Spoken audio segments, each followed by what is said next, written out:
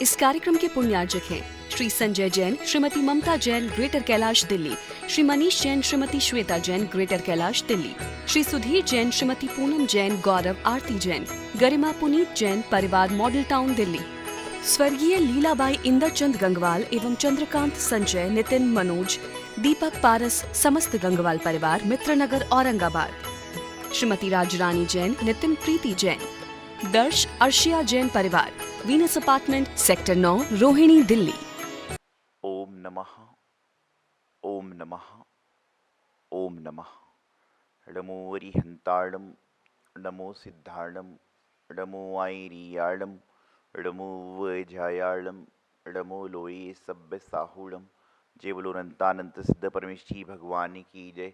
चिच्चमत्कारी चिंतामणि पारसनाथ भगवान की जय। आचार्य गुरुदेव सिद्धांत सागर जी महाराज की जय। महानुभाव, मन हमेशा चलायमान रहता है। मन कहीं भी कहीं पर भी स्थिर होकर नहीं रहता। मन हमेशा दौड़ता रहता है, भागता रहता है, उछल कूद करता रहता है। मन एक जगह टिक कर नहीं रहता।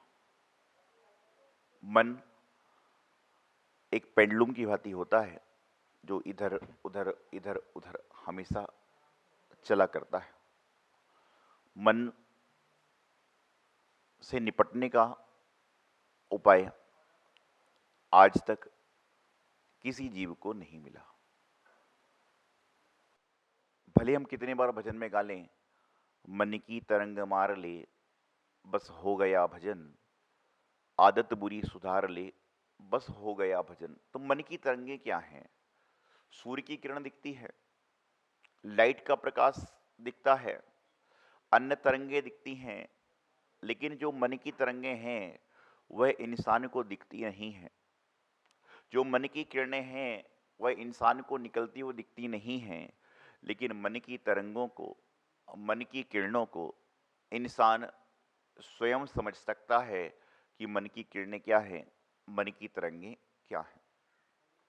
मन चलायमान है, मन चलता रहेगा, मन भागता रहेगा, मन दौड़ता रहेगा। मन घोड़े से तेज है, मन ट्रेन से तेज है, मन हेलीकॉप्टर से तेज है, मन की गति तो हवा से भी तेज है। ये कहा जाए तो कोई बड़े आश्चर्य की बात नहीं है, क्योंकि मन में विचार आता है कि मैं ये काम करूं, जैसे ही कमरे के बाहर जाता है, ठंड है, इस काम को कल कर लेंगे।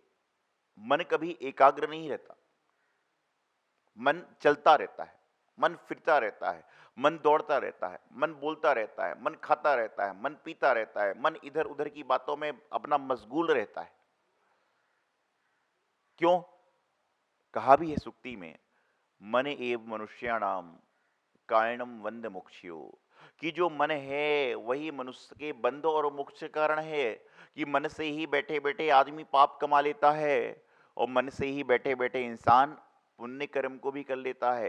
अंतर इतना है कि कोई मन से करता है, कोई तन से करता है, कोई वचन से करता है, लेकिन पुण्य और पाप लोग कैसे भी कर सकते हैं, लेकिन मन पूर्वक जो कार्य होता है वह हमेशा हमेशा के लिए यादगार हुआ करता है। मैं अक्सर कहता हूं कि मन का स्वभाव बदल जाना है, मन का स्वभाव विपरीत पना में भागना है। मन का स्वभाव जिस चीज को आप आकर निषेध करोगे वहीं वहीं पर भागेगा। मैं कह दूं कि आप मंदिर आते हो, मंदिर में जब आप आया करते हो तो उस समय मंदिर के बाहर, मंदिर के सामने, मंदिर के आसपास कोई बोर्ड लगा हुआ है, उसको आप मत देखना। तो जो इंसान आज तक उस बोर्ड को कभी नहीं देखता था, वह इंसान उस बोर्ड को जरूर देखने का प्रयास करेगा, क्योंकि निषेध में आकर्षण हो गया। और मन हमारा वहीं भागता है जहां पर जिस वस्तु का निषेध हो करता है, जिस वस्तु का नकारात्मक होता है, जिस वस्तु के लिए हम कहते हैं इसको मत देखना, नकारात्मक परिणाम आएगा, लेकिन इंसान उस वस्तु को जरूर देखना चाहता है। विचार करिए कि वो छोटा सा पोस्टर जो आपके घर के बाहर लगा हुआ है, आप सालों से वहां से निकल रहे हो, लेकिन कभी आपने गौर नहीं किया। लेकिन जब कोई कह दे कि इस पोस्टर को देखना मत, देखना मत, देखना मत, तो इंसान उस पोस्टर को बड़े गौर से देखना चाहेगा, बड़े तल्लीनता से देखना चाहेगा।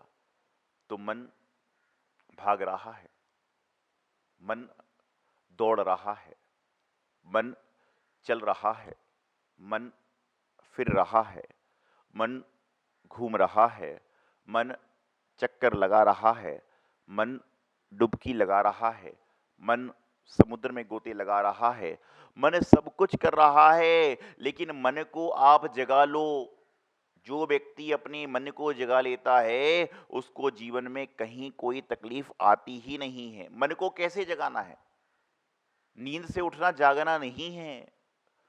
मन को जगाने के लिए, मन को उठाने के लिए, मन को जागृत करने के लिए, मन को प्रकाशित करने के लिए, मन को चलायमान होने से बचाने के लिए आपको मन स्थिर करना पड़ेगा। छैडाला ग्रंथ में पंडित दौलतराम जी कहते हैं, ताही सुनो भई मंथिरयान, जो चाहो अपनो कल्याण, मोह महामद पियो अनादि, भूल आपको भरमत बादी। कहते हैं पंडित दौलतराम जी कह गए, ताही सुनो भई मंथरियान, जो चाहो अपनो कल्याण, की मन को स्थिर करके जो व्यक्ति अपना कल्याण करना चाहता हो मेरी बात को सुनो। क्या कहा? मन को स्थिर करो, स्थिर स्थित कर दो। जब तक आपका मन स्थिर नहीं होगा, जब तक इंसान का मन स्थिर नहीं होगा, तब तक उसके जीवन में कोई चीज का ठहराव नहीं होगा। अरे पानी भी ठहर सकता है, ओस की बूंद भी पत्ते पे ठहर जाया करती है। संसार में हर वस्तु जो ना ठहरने वाली वह भी ठहर जाएगी, लेकिन मन को ठहराना, मन का ठहराव करना ये बहुत बड़ा मुश्किल कार्य है। जिस व्यक्ति ने अपने मन को ठहरा लिया उसने समझ लेना कि संसार सागर में पार होने का कार्य प्रारंभ कर दिया। आज वर्तमान की परिस्थिति है कि मन को हम आप सभी लोग ठहराने का प्रयास करते हैं, मन को बतलाने का प्रयास करते हैं, मन को समझाने का प्रयास करते हैं, लेकिन मन समझता नहीं। क्योंकि मन को हम किस तरह के समझा रहे हैं? मन को हम कहते ये किताब मत लो, ये किताब ले लो, ये आप मन को समझाते हो। ऐसा मत करिए, आप यह करिए कि यह जो किताब आपके पास में है, यही किताब से आपका कल्याण हो जाएगा। तो मन जो है एक किताब पर लगेगा, मन एकाग्र होगा, एक किताब की ओर उसका मन भागेगा, तो समझ के चलना कि उसका मन जागृत हो जाएगा। लेकिन जब मन के सामने विकल्प होते हैं, ऑप्शन होता है, मन के सामने तरह तरह की बातें हुआ करती हैं, तो उस समय मन भागता है, उस समय मन दौड़ता है। क्योंकि सीधी बात है, आपको बहुत जोर की भूख लगी हुई है,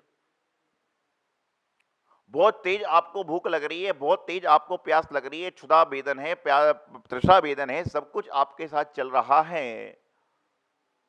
और उस समय यदि कोई व्यक्ति आपके सामने थाली लेकर आए और थाली में मात्र दाल है, मात्र रोटी है, मात्र सब्जी है, तो आपके सामने जब ऑप्शन नहीं है तो वह थाली में जो दाल है, चाहे वह मूंग की दाल हो, चाहे तुअर की दाल हो, चाहे राजमे की दाल हो, चाहे मसूर की दाल हो, चाहे कैसा भी हो, चाहे छोला हो, चाहे राजमा हो, कुछ भी हो, आपको भूख यदि लगी है मनपूर्वक, तो आपको वह रोटी, राजमे, छोले, मूंग की दाल, चने की दाल, तुअर की दाल के साथ इतने आनंद से खाई जाएगी, इतने आनंद से खाई जाएगी, इतने आनंद से खाई जाएगी कि आप खाना खाने के बाद, भोजन करने के बाद, भोजन कराने वाले को धन्यवाद दोगे कि इतना सुंदर भोजन मैंने नहीं किया। और यदि इसके विपरीत, इसके अपोजिट, इससे अलग, मन में भूख कम लगी है, भूख कम लगी हुई है, और सामने ऑप्शन भी है कि रोटी भी है, पूड़ी भी है, रसमलाई भी है, पानी पूरी भी है, छोले भटूरे भी है, सब कुछ है, तो उसको चीज को खाने का प्रयास आप करोगे। और खाने का जब प्रयास करोगे तो आपके मन में विकल्प आएगा, अरे ये छोला खाने से पेट खराब हो सकता है, रोटी में नमक कम लग रहा है, पानी पूरी में पानी सही नहीं है। क्यों? क्योंकि एक तो मन से भूख नहीं लगी, पेट भरा हुआ है और ऑप्शन सामने है। तो यही मन की स्थिति है कि मन को जितना मिलेगा वह कभी तृप्त नहीं होगा। तन की भूख तनक सी, एक पाव दो शेर। मन की भूख अपार है, चाहे मिले सुमेर। कि तन की कितनी भूख है? एक रोटी, दो रोटी, तीन रोटी, चार रोटी। तन को कितने कपड़े चाहिए? एक जोड़ी कपड़े से ज्यादा कोई नहीं पहनता। आप बताइए, यदि कोई व्यक्ति शर्ट के ऊपर शर्ट पहन ले, लोग उसको पागल कहेंगे। पैंट के ऊपर पैंट पहन ले, लोग उसको पागल कहेंगे। वो अलग चीज है, कोई पिक्चर में हीरो पहन के आ जाए और कल से चालू हो जाए तो मैं नहीं कह सकता हूं। आज संसार की स्थिति है,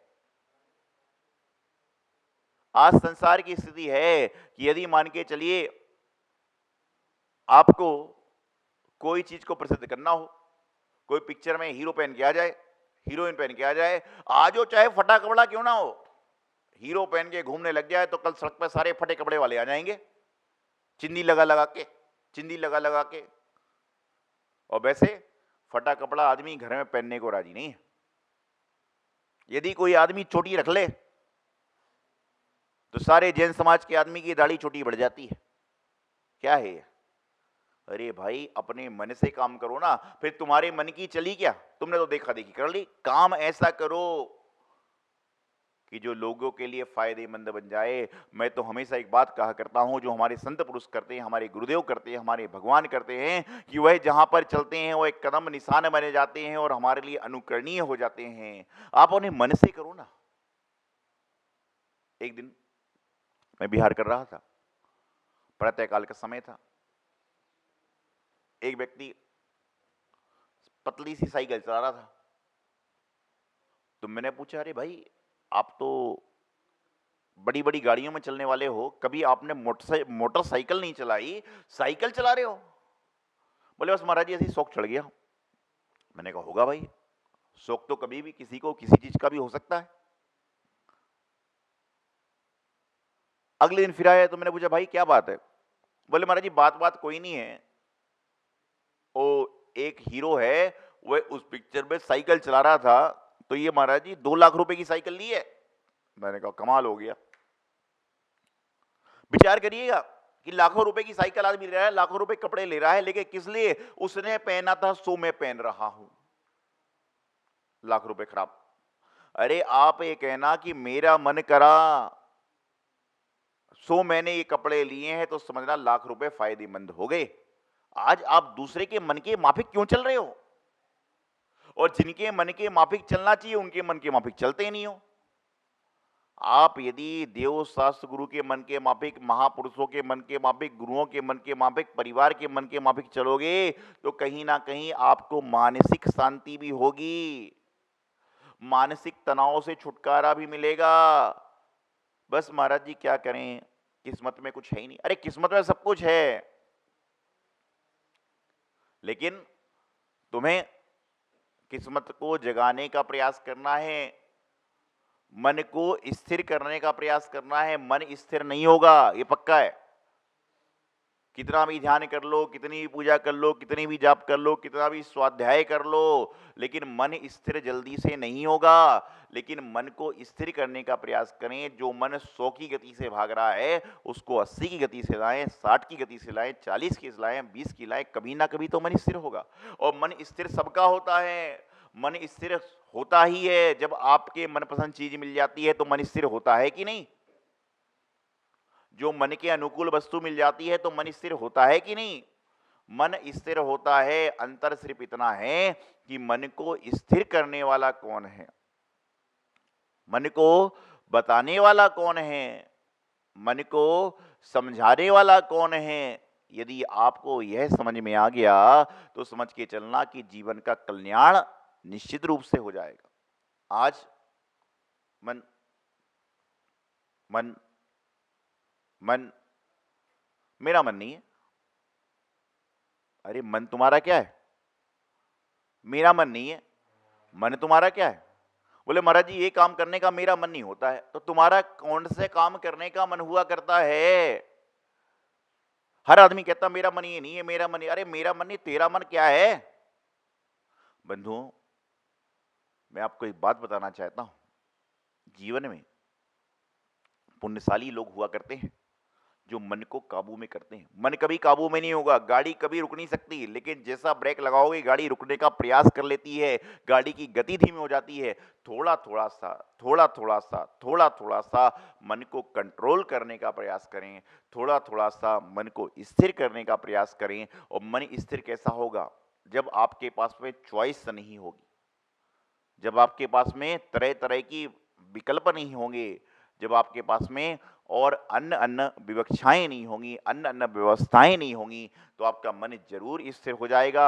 लेकिन आज वर्तमान में हमारे पास में चॉइस है, अन्य तरह की वैरायटियां हैं, अन्य तरह की व्यवस्थाएं हैं। आप विचार करिए, कल आपको शादी में जाना है, सुबह से घमासान चल रहा है, पत्नी बोलती ये पहनो, बच्चा बोलता ये नहीं पहनूंगा, बेटी बोलती ये पहनूंगी। क्यों?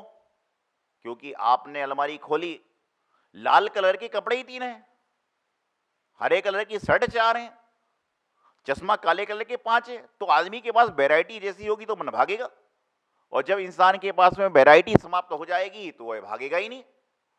तो अपने मन में एकाग्रता लाना है तो विकल्पों को कम रखो, ऑप्शन को कम रखो। क्योंकि देखिए, भगवान महावीर स्वामी पे आपको विकल्प नहीं है, गुरु पर आपको कोई विकल्प नहीं है कि वो निर्गंत गुरु हमारे यही हैं, कोई विकल्प नहीं है। भगवान महावीर स्वामी यही है, यही विकल्प नहीं है। तो मन को एकाग्र करिए, मन को स्थिर करिए, जीवन का कल्याण करिए। इति अल्पम। आचार्य गुरुदेव सिद्धांत सागर जी महाराज की जय। रमणी पारसनाथ भगवान की जय। आचार्य गुरुदेव सिद्धांत सागर जी महाराज की जय।